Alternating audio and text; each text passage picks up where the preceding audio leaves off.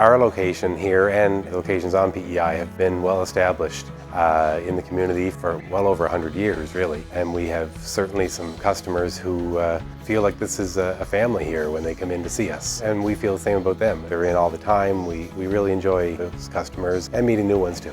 So I've always been someone who's enjoyed going the extra mile to really please a customer. One unique project we had that was great, we had a home that was really exposed, actually only about an 8-year-old home. New owners bought it, very disappointed with the quality of the windows and doors that they had. The builder had used a very basic window in a very high wind location.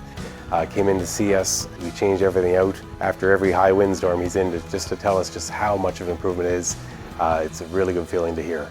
So I started off with Kent part-time at the project desk and our lumberyard in Kensington store. Then I moved into the contractor sales. Now for the past 12 years I've been the installed sales department in Summerside. So here in Summerside we have a really great team. We have a lot of long-term employees. We get along great. We have some fun together. Really knowledgeable people though too, and they make the job a little easier for sure when you have people who know and have been doing roles for a long time. So I work at the Summerside Kent store in the install sales department, but I live in the town of Kensington. I'm on the town council here.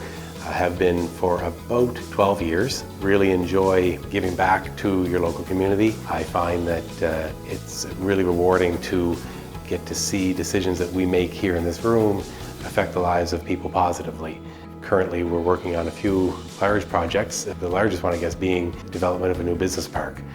We've just completed some renovations to our historic train station. Currently still working on the boardwalk surrounding it and the gazebo that we have. We have the entertainment series in the summer that is located in that gazebo.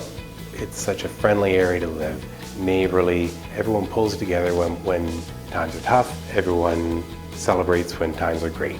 And there's no other spot I could imagine living than Atlantic Canada, and for myself, Prince Edward Island.